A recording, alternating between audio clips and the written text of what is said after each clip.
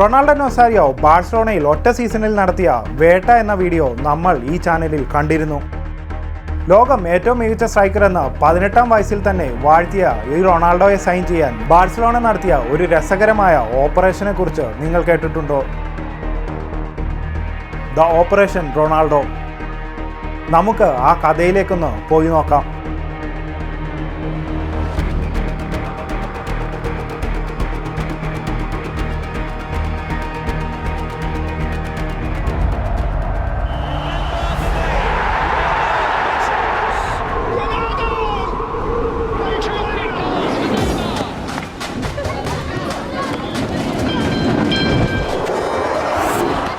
PSVയിൽ ഫോമിൻ്റെ കൊടുമുടിയിലെത്തിയിരുന്ന റൊണാൾഡോയെ റാഞ്ചാൻ ലോകത്തിലെ വമ്പൻ ക്ലബ്ബുകളെല്ലാം ട്രൈ ചെയ്തിരുന്നു എന്നത് വസ്തുത തന്നെയായിരുന്നു. ആ സീസണിൽ ഒരു ഫോർവേഡ് പ്ലെയറെ സൈൻ ചെയ്തില്ലെങ്കിൽ ബാഴ്സലോണയ്ക്ക് അത് എതിരായി ഭവിക്കുമെന്ന് തിരിച്ചറിഞ്ഞ ബാഴ്സ മാനേജ്മെന്റ് ഒരു ടോപ്പ് പ്ലെയറെ സൈൻ ചെയ്യാൻ തീരുമാനിക്കുകയായിരുന്നു. അന്ന് ബാഴ്സലോണയുടെ ഹെഡ് കോച്ചായിരുന്ന ബോബി റോബ്സന്റെ കണ്ണ് ഇംഗ്ലീഷ് പ്രീമിയർ ലീഗിലെ ലെജൻഡായിരുന്ന Allen ഷീററിലേക്കായിരുന്നു.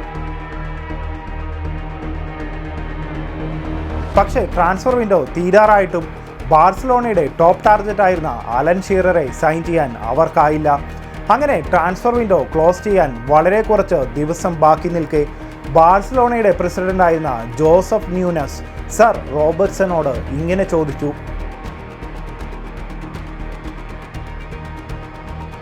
"V need a centre forward. തനിക്കറിയാവുന്ന ഒരു സ്ട്രൈക്കർ ഈ അന്തിമ നിമിഷത്തിൽ നമുക്ക് കിട്ടുമോ?" അപ്പോൾ സർ റോബ്സൺ പറഞ്ഞത് ഇങ്ങനെയായിരുന്നു: "ഐ നോ എ ക്രാക്കർ."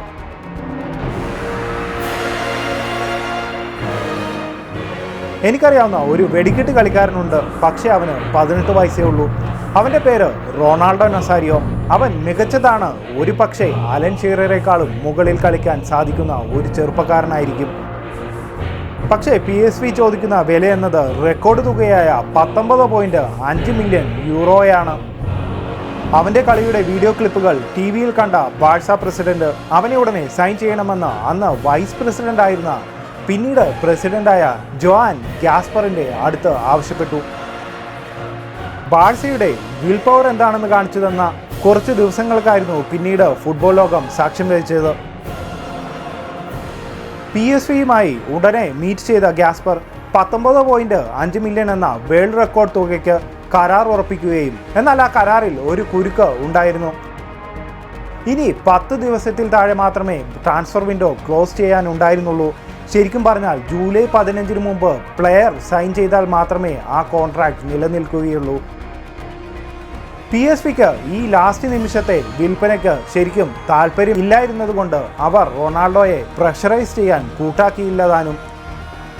ആ ഡീൽ ബ്രേക്ക് ചെയ്യാൻ ബ്രസീൽ ഫുട്ബോൾ കോൺഫെഡറേഷനിൽ സമ്മർദ്ദം ചെലുത്തുകയും ചെയ്തു.